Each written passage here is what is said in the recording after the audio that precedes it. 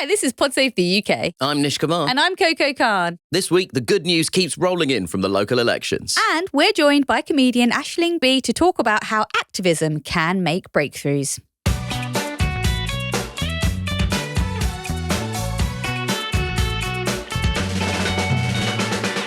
Hi, Nish. So how was your long weekend? I worked through the whole thing. Yeah. No long weekends for the self-employed. No.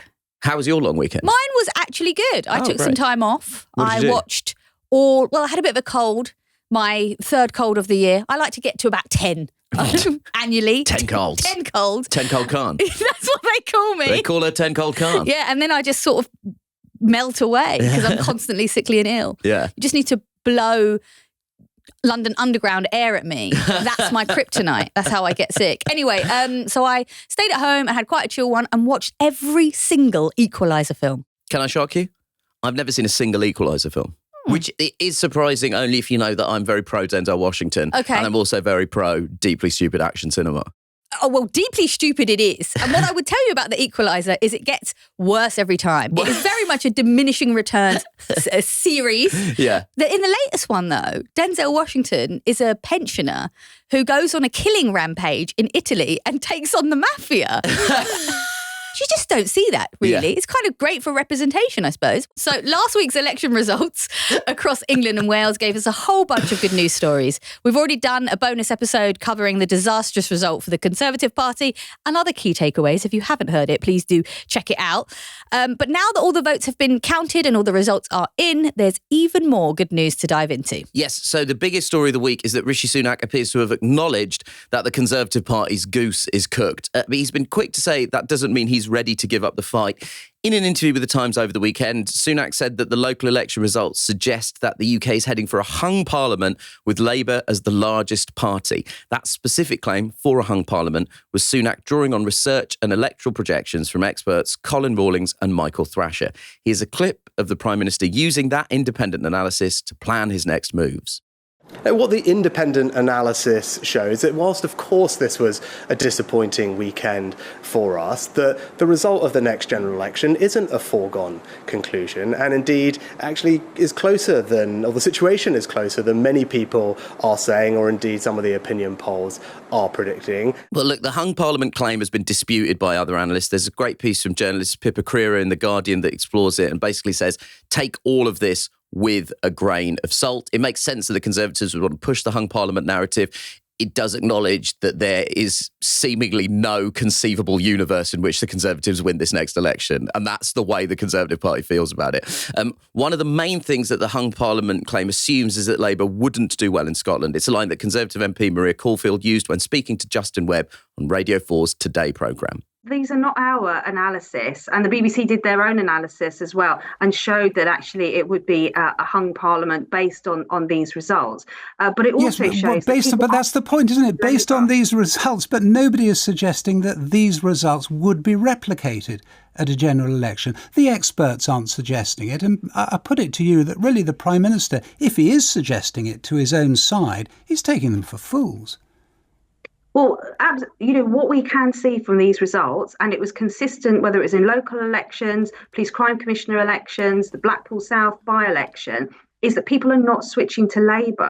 The Lib Dems did very well, collecting 104 new councillors. And Coco, you don't seem to be the only one enjoying a flirtation with the Greens. Yeah, I know. It's all getting very hot under the collar here, isn't it? This is another good news story for the Greens as they saw their best ever result in a local election with a record 181 councillors, 74 of which were new additions. In Bristol, the flirtation has turned into, I think they're going steady now, with the Greens becoming by far the largest party on the council and also becoming the largest party in both Stroud and Hastings councils. Yeah, Bristol is a really interesting case because they're moving away from a system with a traditional mayor and switching instead to a system where the role of mayor is distributed across a number of council committees. And it's quite a big deal for the Greens as they'll be able to have greater influence in the area. Though Bristol Council remains under no overall control, the Greens only just fell short of a majority, taking 34 of the available 70 seats, and will now begin talks to establish an administration in what would become their largest council. And it does suggest that these parties, whether it's the Greens or the Lib Dems, are going to be a threat to both Tories and the Labour Party in the elections. For sure. But my only caveat with some of this is, historically, there has been a trend for local elections for people to be more willing to support third parties or other parties. But the success of the Greens in Bristol is very significant for them, because that's where Carla Denyer, the co-leader and former guest on the show, is going to be standing in the general election. And so I guess we have to say the indications are very positive for her. Absolutely. And some other good news to point out is that the anti-trans campaigner Posey Parker, her party of women, failed to secure any council seats. You know how you were joking on the bonus episode being like, I hope I don't unwittingly tick the box for a racist party because of their confusing name. Party of Women would be the sort of box that I would accidentally, that sounds fun. That sounds like a nice time in the girls' bathroom and we all say we love each other. But her version would be very bad vibes and they just ID you in the bathroom. Not at all what you want. But that's there's a bit of a silver lining there. Yeah, Pink News did the job nobody wanted to do and crunched the numbers on this. 5 candidates stood, and one standout result for all the wrong reasons was Sally James in the Wolverhampton ward in Cheshire, where she came in 4th with a huge 42 votes, absolutely trouncing the Conservatives and Lib Dems on 31 and 35 votes, respectively. Labour brought home the council seat there with 576 votes. And one final fantastic result was in the London Assembly, where the infamous actor turned politician turned troll Lawrence Fox received 0.005% of votes as he stood for the Reclaim Party. That breaks down to just over 13,000 votes from the nearly 2.5 million cast overall. Yeah, I mean, my only thing to say is there are 13,000 people that voted for that clown. Yeah, that is concerning. That in of itself is concerning. I mean, listen, I think this is, we're a political podcast and we want to stay in the side of reasoned analysis, but I think we can all agree it is objectively funny that man failed. It turns out people don't want a failed actor running the capital city of this country. But what about a successful actor? Would that be different? Daniel Day-Lewis, a nation turns its lonely eyes to you. Joining us now is Aisling Bea, the comedian, the actor, the screenwriter, and the activist. She does it all. Welcome.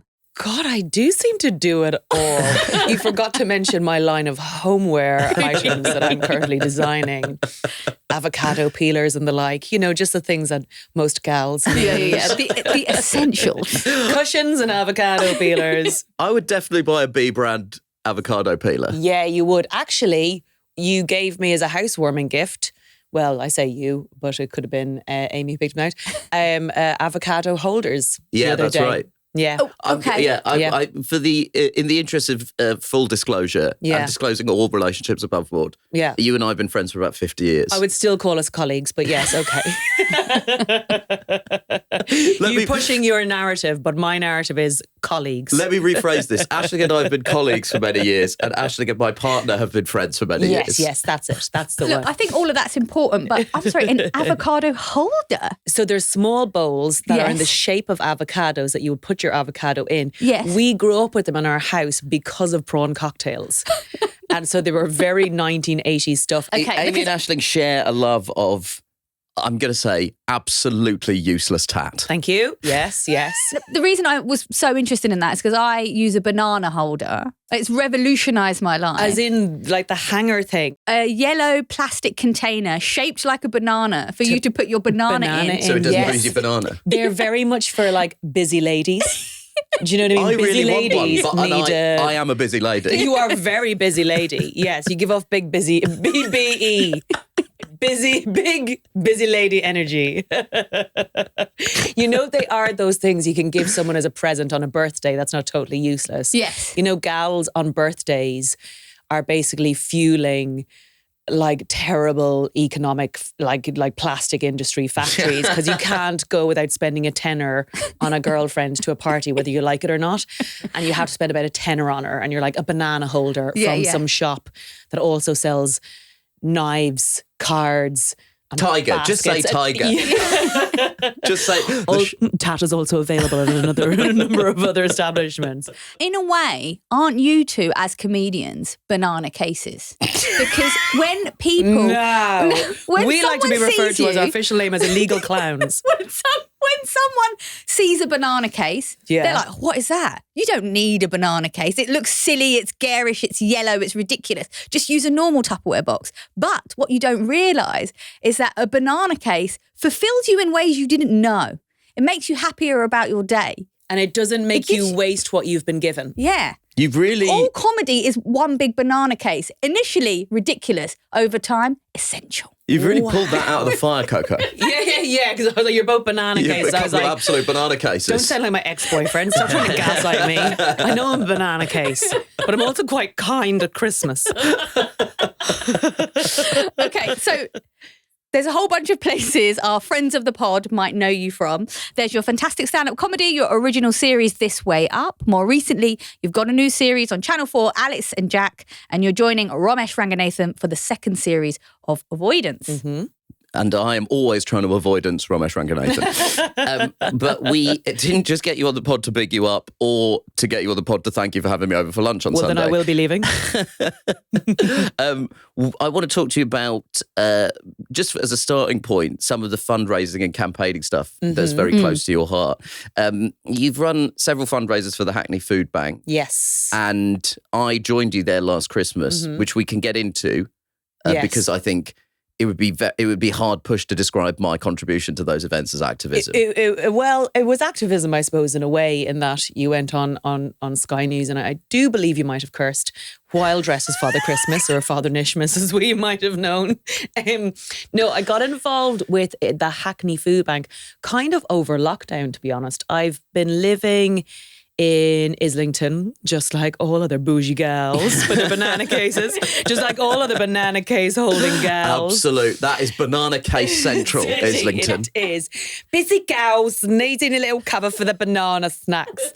And it was sort of during lockdown. Like, I've been there for so long, and I'd known the area I live in, but I think maybe over lockdown we all discovered the areas we lived in a lot more in our government allowed walks. And on one of my walks, I stumbled across the Hackney Food Bank volunteer centre, where they were packing up and distributing the things to other food banks. And there's an amazing lady there called Tanya who was like running the show. And it just made me so acutely aware of, there's sort of bigger things I think you can do with your platform, as we all sort of should and feel we can. But then there's the very immediate way sometimes you can be of help to your own locale. One thing I learned when I did a bit of work with social enterprises was people who care and do caring work, like working in food banks, working in care homes, aren't an unlimited source of giving, like they're working for religious orders or something like that. It's not. They're normal, regular people who also do deserve a clap on the back, nice nights out. Yeah. So there is a sort of event where people come and bring food. Yeah. And there are various, from, I'm going to say A to Z list celebrities there, present and correct, helping out. A to Z. No, don't call yourself a Z-list comedian, Nish. You've got a podcast with Coco. She's allowed you to be on her podcast.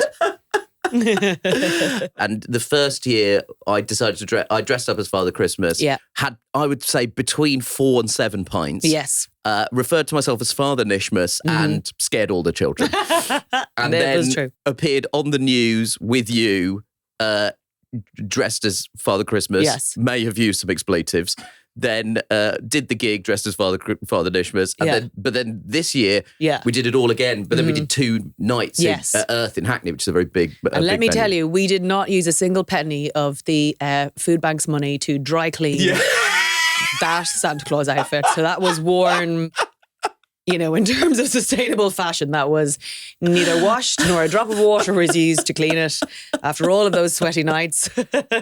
Someone put Emilia de Moldenberg, from Chicken Shop Dates in the Santa outfit. I was like, well, Chicken Shop Dates is covered in my 12-month-old sweat. Well, obviously, it's wonderful to hear that the plot of Bad Santa is real, living and breathing Nish Kumar. But this is obviously a really important topic, and I do think it's important to just share some statistics because, like you say, this is an enormous problem and it's only getting worse. So according to the Food Foundation in January of this year, 8 million adults in the UK experience food insecurity. That's 14.8% of all households. 3 million people also reported going a day without food because they couldn't afford it or they couldn't access it. And 4 million children live in homes that have experienced food insecurity in the last month. I mean, you hear numbers like that.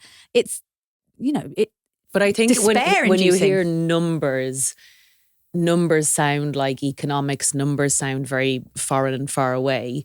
And what strikes me is the sort of the nuanced conversation around food. Like we're all obsessed with food, watching Instagram reels of recipes and all this sort of stuff, and how much something as simple as food is part of our dignity, our cultures, how we share lives together, and how our brains just purely function to be able to get through the day, even emotionally. Your banana in the box type of thing. You're like, that's to keep you going. Yeah. And we are removing, as we become this society that lives online, that viscerally seems to be angrier, especially post-COVID, and broken, how something as simple as food is not the biggest fix, but it's something that if we can nourish people on a very basic level, that we can maybe look after each other a little bit more. And what the Trussell Trust are trying to push for is the essentials guarantee, which is them trying to say, hey, government, no matter who you are, Labour, Tory, Greens, don't make people have to choose between deodorant and milk. Like, it's the basic stuff to be able to just wash yourself and have the very basic dignity. Because I do think, and I suppose why I wanted to do stuff with the Trussell Trust and talk about it, there is no shame in having to go to the food bank. The shame is that there's a government in place that has made food inaccessible or a luxury in your week. And that part of it is just so heartbreaking, because this is a very rich country. And this sounds, again, it's a sort of thing that gets picked up that people don't understand is an investment in people. Actually, I think it was you guys maybe on this podcast talking about like the amount of money that got invested into Blackpool, but that didn't get invested into the people, and the lack of understanding of humans in a lot of policies. And I think that's across politics. Yeah, so, I just want to return to the kind of policy element of that, because like that was a big part of this year's food bank drive in December, was this essentials guarantee. So just to clarify, the Essentials Guarantee is something based on Joseph Rowntree Foundation research that the Trussell Trust is calling for, that enshrines in principle, in law, that universal credit always at a minimum provides enough to cover the cost of essentials such as food, utilities and vital household goods. Research from the Rowntree Foundation has shown that from April, the £90 a weekly universal credit standard allowance is £30 less than the weekly cost of essential items for a single person. So that choice that you mentioned about are we going to eat or are we going to have toothpaste, or deodorant, that's one of the kind of huge problems here. And the reason that they've needed to push for this is because of government inaction and also this kind of spiraling inflation that we're dealing with.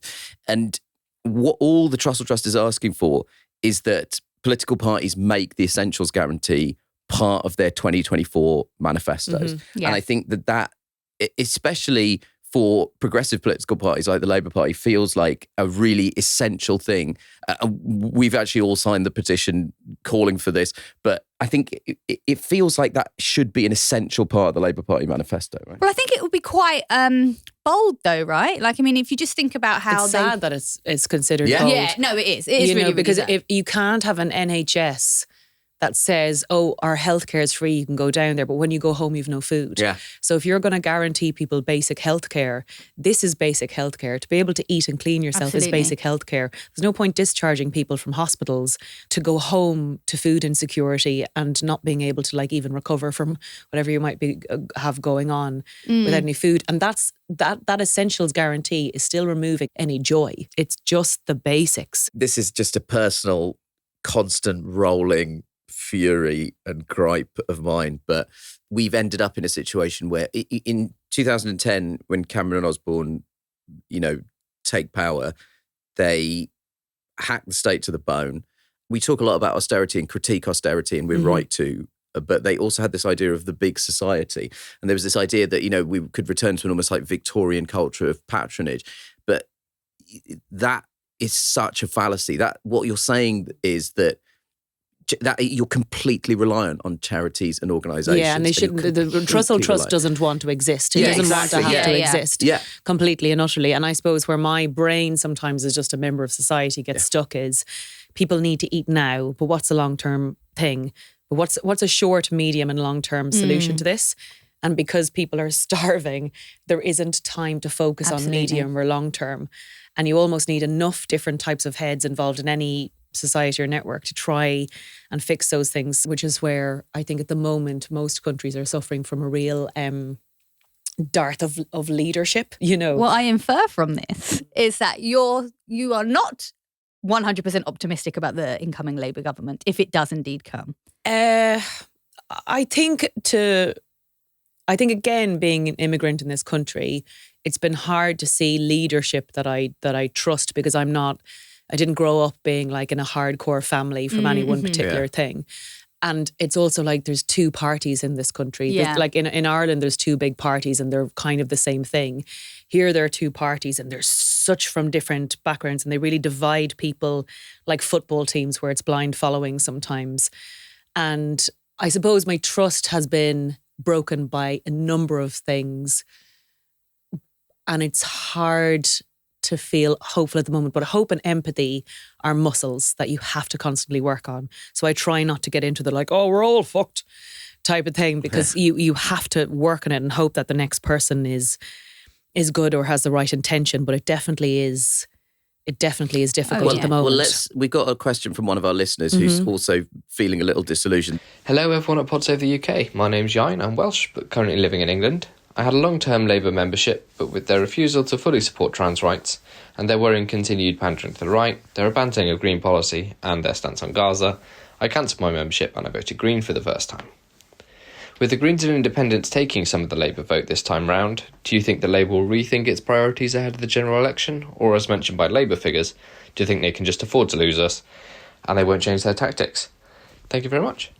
It's an interesting one to get into power, because power is essentially the problem, but to do anything you need power. So you see a lot of amazing people get out of politics because they get disillusioned by the system and get into charities and try and help in at least a practical, real way rather than get into the system. And it is, like, I feel sorry for anyone who has to go and make decisions in a way, because you do have to give up a lot of your policies. Like, if any of us actually went into a position of power, we would have to make disgusting choices all the times that we don't want to make. So I do understand the idea of, if Labour want to be in government, they have to do certain things they can't please everyone. I'm not sure, when I look at Labour, I don't know what their definite things they will always stand on are, and the things that they would be loosey-goosey. And then you could at least go, oh, well, I'm kind of loosey-goosey on the same things. But as long as this is the thing, that I'll always trust that they will protect that, you know, whether it's living wage or, you know, what's happening currently in the global crisis, that who will they stand up for? And that's the bit that sort of has me disillusioned, I suppose. Yeah, I mean, I think that there's a lot of frustration from progressive voters on that exact reason, that that Gaza environmental policy and workers' rights and rights for the LGBTQ community are red lines that people are not willing to cross. And I think that that's possibly why I am sympathetic to the view that there are people that feel that they cannot support the Labour Party. Well, I think, like, you know, what you pointed out there is like, they are yet to announce who they are. Yeah. Or rather, who they are showing themselves to be, that we, you know, infer from them matching conservative policies and stuff, is maybe not who we think the Labour Party are based on their history, or should be, or you know, many people will have different ideas about who the Labour Party is and the difference between the membership and the history and the leadership and blah, blah, blah, blah, whatever. But I think there is just a genuine problem here, which is like, we're all talking about a different Labour Party because we don't know who they are, because they won't tell us. And I suppose that's why, if you look at Donald Trump or Boris Johnson, their branding is great. Yeah. You don't get surprised by them. You know who they are. And please don't use just that as a snippet. As listener Yayan mentioned, the devastating situation across Gaza and Israel was a key issue for voters in the recent election. And we should note here that there has been an escalation in the conflict this past week with an incursion into Rafah. Our friends over on Pod Save the World are delivering consistent, strong coverage on the events, and we recommend you take a listen to their latest edition. And we also, as ever, hope that a ceasefire can be reached as soon as possible.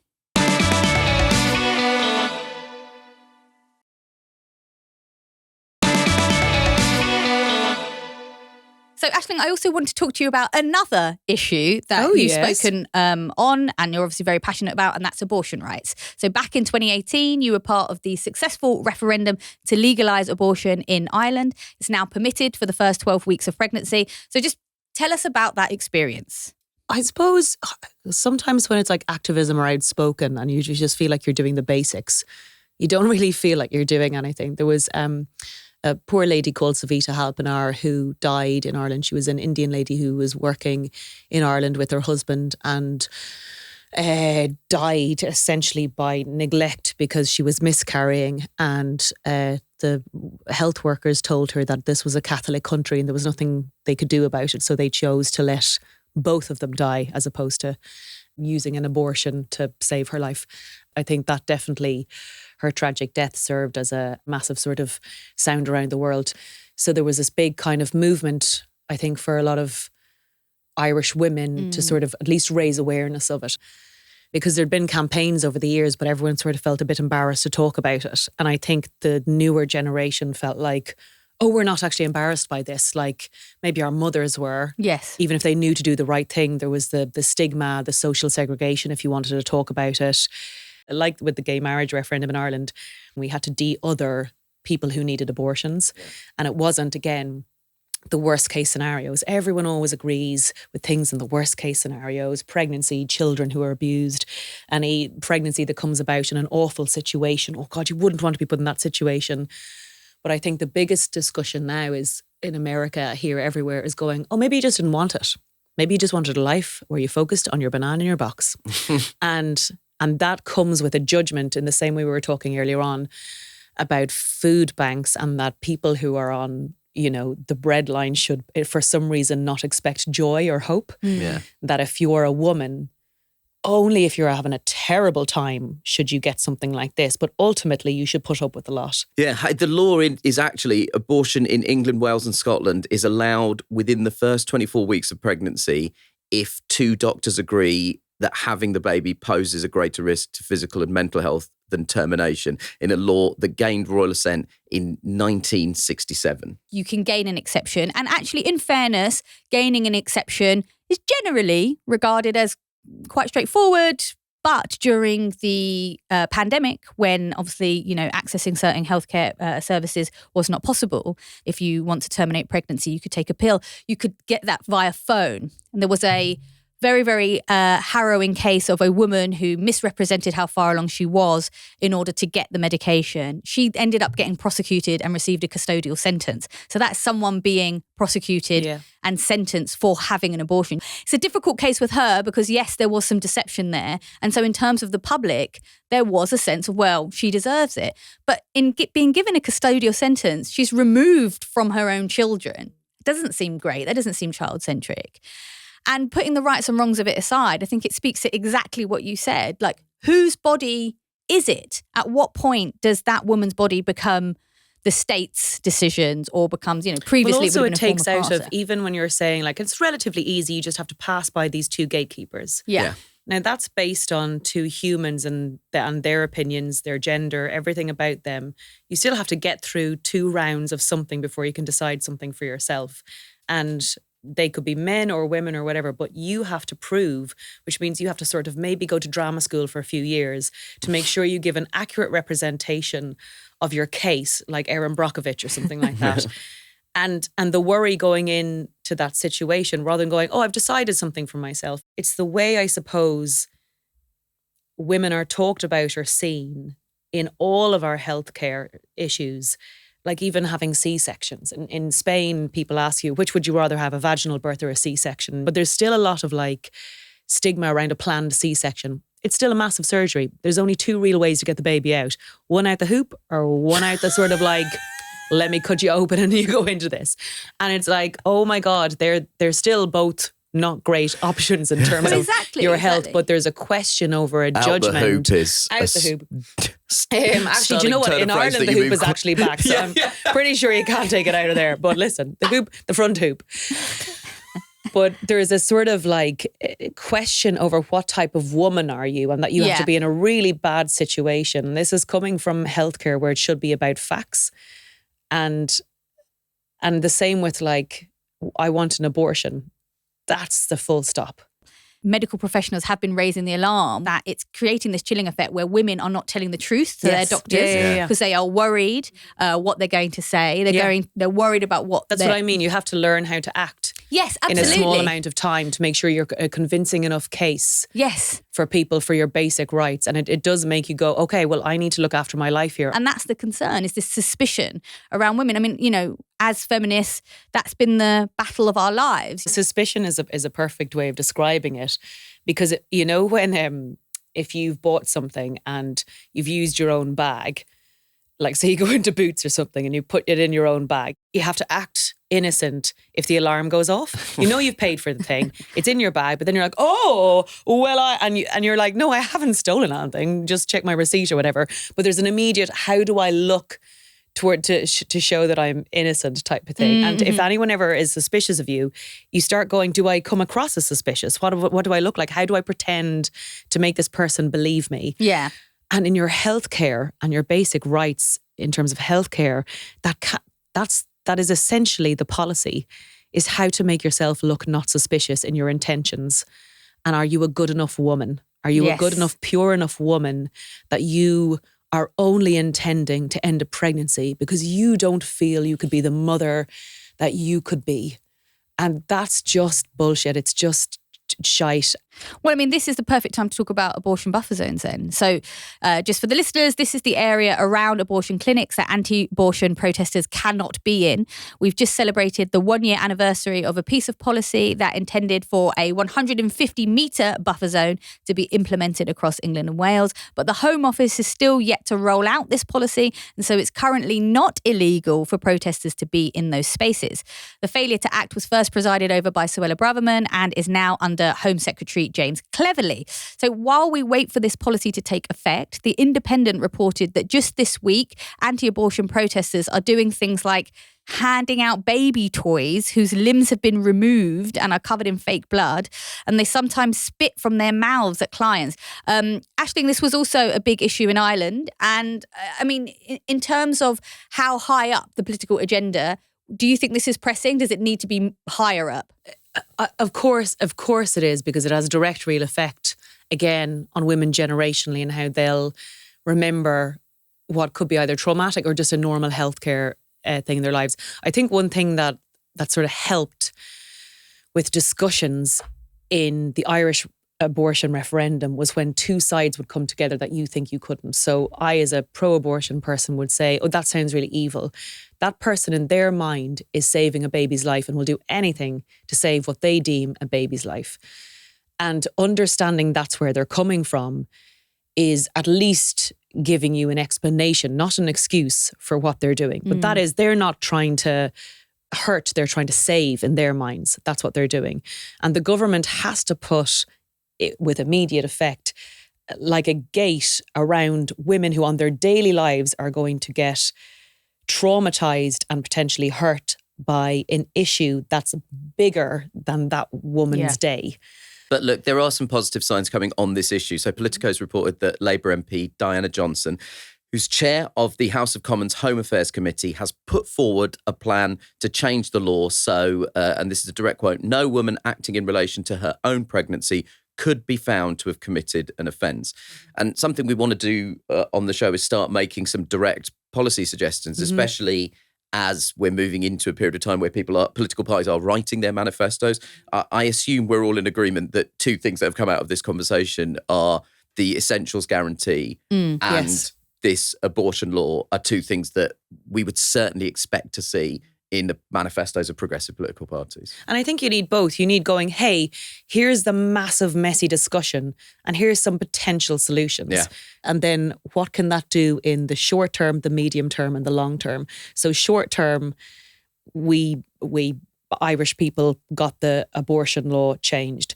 Medium term, it is extremely hard to still get an abortion in Ireland. It's a postcode lottery. There aren't enough GPs doing it, so people still have to travel. So after the whole yay and jump up in the air, there actually still isn't enough places where you can get abortion, and people are still having to get the boat to England or try and find quicker ways, because as soon as you know you're pregnant, you're under this mad clock. It's almost like when a funeral happens in the middle of your busy work week. It's like it's this mad clock that you have to manage the decision making for the rest of your life in that small amount of time. And then there's a long term by how do you change society where a GP will proudly be somewhere that offers abortion services, and they all take different types of conversations, different types of policies and different types of politicians and people managing each problem.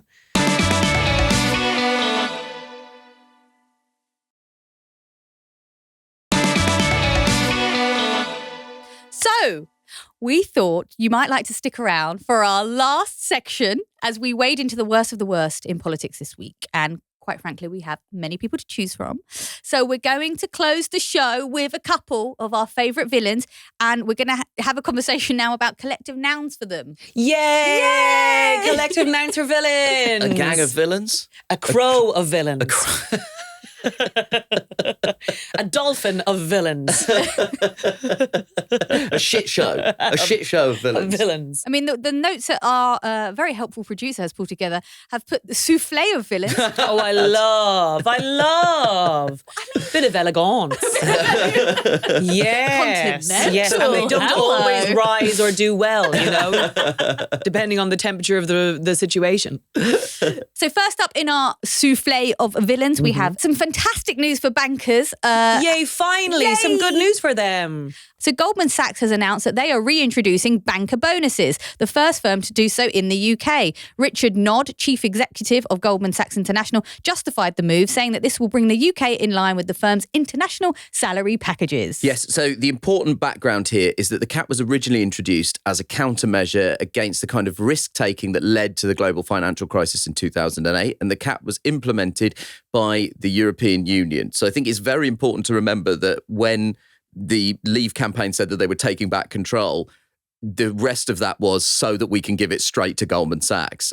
This is the first bank to make this kind of change following Liz Truss and Kwasi Kwarteng's controversial decision to remove the banker's bonus cap, which was 200%. Jesus Christ. 200%. It also doesn't help the optics of the situation that Rishi Sunak used to work for Goldman Sachs between 2001 and 2004. And Goldman Sachs has also been one of the biggest advocates for reforming the law, and other banks are likely to follow. On top of all of this, the Financial Times reported in early April that Goldman Sachs' gender pay gap has been widening from 53% to 54%. And that's the highest that the gender pay gap has been in the past 6 years. But this returns to the central problem that we have in this country. When we talk about doing things like lifting the universal credit minimum so that it covers people's bare essentials, we are told that there is no magic money tree. When we're talking about investing more in schools and hospitals, we are told that there is no magic money tree. When it comes to allowing wealthy people who are already objectively wealthy to become even more wealthy, we are consistently told that that is absolutely fine, and anyone opposing it is a pathetic, pinko, liberal, communist, leftist. There's this incredible suggestion that the 2008 financial crisis was the result of excessive public spending. It was the result of risk-taking by investment banks and the investment banking sector. The banker's bonus was not done as an attempt to spoil their fun. It was supposed to be a deliberate countermeasure against encouraging the kind of risk-taking that blew up our economies. Real wages in the United Kingdom have not recovered to their pre-2008 levels. We are not done with the effects of 2008. And the idea that we can move on from it is absolutely sickening. And if I talk about it anymore, my head's going to fucking explode. So, like a souffle. Well, I don't want the explosion of the souffle to make our listeners think that it's over. Yeah. There is another villain in the souffle. Yes. I know.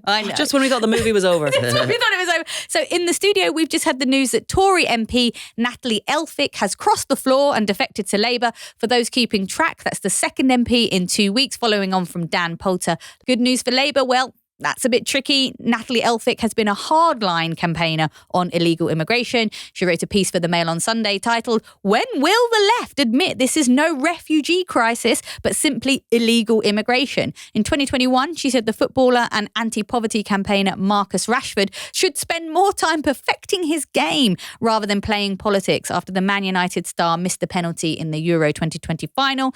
The BBC is also reporting that just like Dan Poulter, Elphicke is retiring at the next election.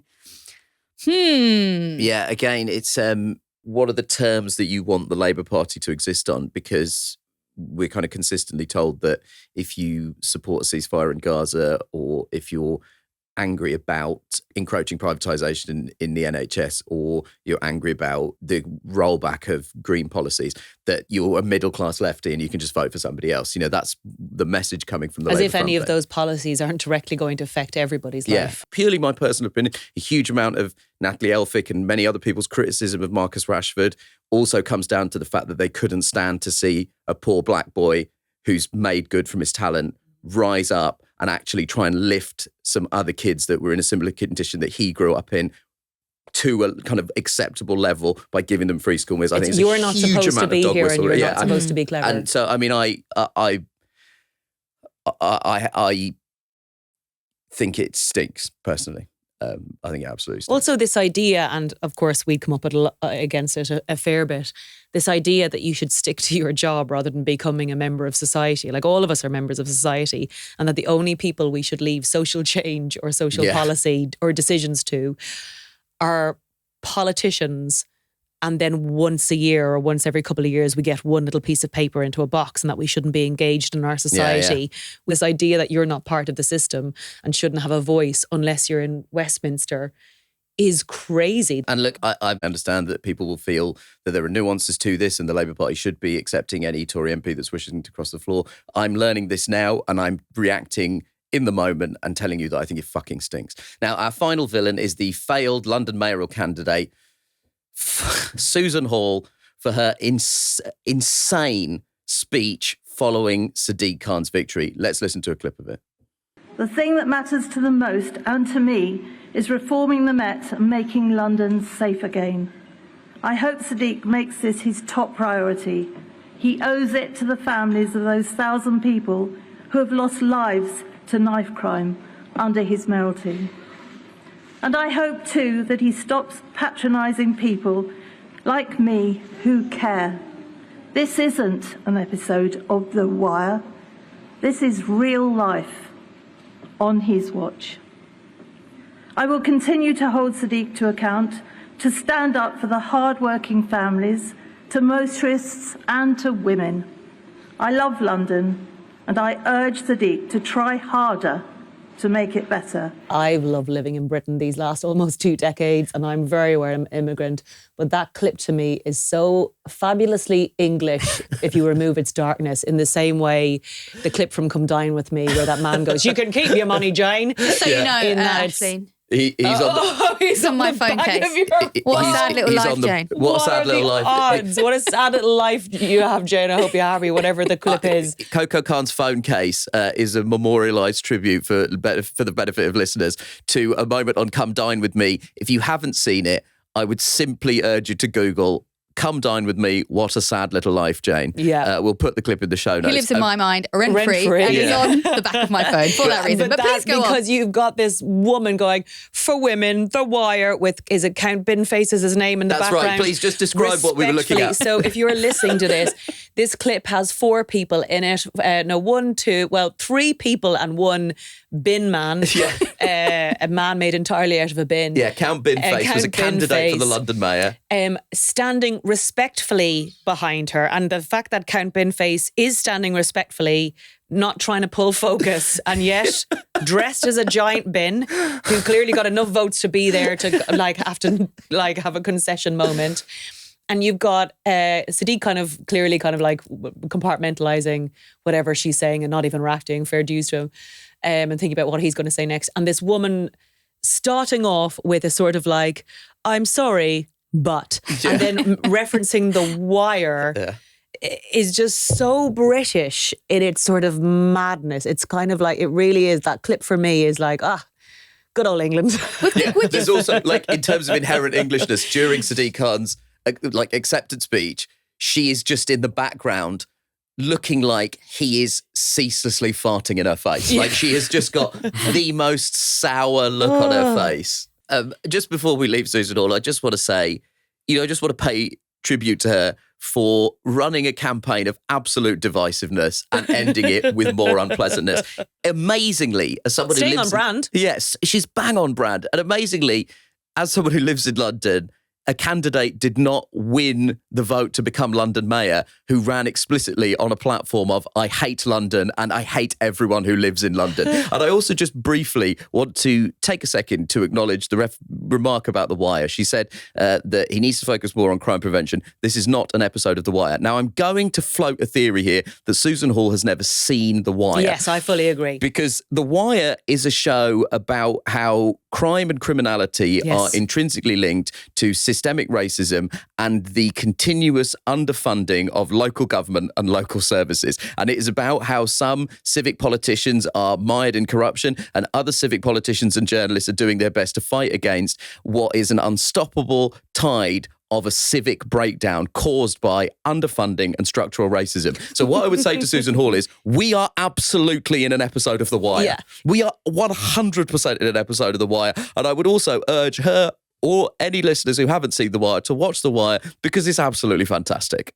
But also it's like, oh, your writer's got the metaphor wrong. If she was like, this is not an episode of Emily in Paris, you'd be like, actually, yeah, that's right. There's a lot of knife crime going on. There's criminality, whatever, and we need to have it fixed, societal issues. But actually, The Wire had a lot of good points. It sort of is like real life. You're like, oh, I'm sorry, this is something that went wrong here. Yeah, it's, listen, Susan Hall, I hope we never have to see or think about you again. But based on the last decade and a half of British politics, a cocktail of dog whistle racism and professional incompetence means she's probably going to be fucking Prime Minister in 5 years.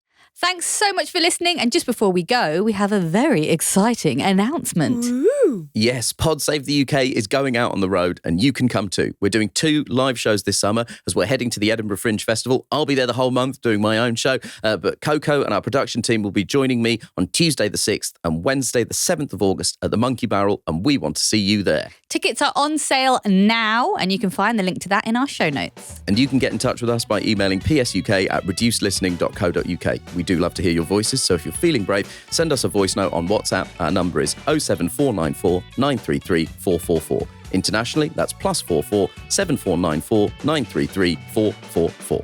Don't forget to follow us at PodSaveTheUK on Instagram and Twitter. You can also find us on YouTube for access to full episodes and other exclusive content. You can also drop us a review. Yeah, we like reviews, don't we? I'm going to review this one. Oh, yeah? Just this one. Aisling should have washed her hair yesterday so it settled a bit better. And I'll like it myself. Aisling B. Nish Kumar. I'm glad we all know our names. That's great. Sweet B, thank you.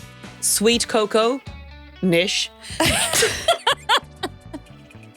Thank you so much for having me. Pod Save the UK is a reduced listening production for Crooked Media. Thanks to senior producer James Tyndale and digital producer Alex Bishop. Video editing was by Nada Smiljanic and the music is by Vasilis Fotopoulos. Thanks to our engineer David Dagahi. The executive producers are Anishka Sharma, Dan Jackson and Madeline Herringer, with additional support from Ari Schwartz. Remember to hit subscribe for new shows on Thursdays on Amazon, Spotify or Apple or wherever you get your podcasts.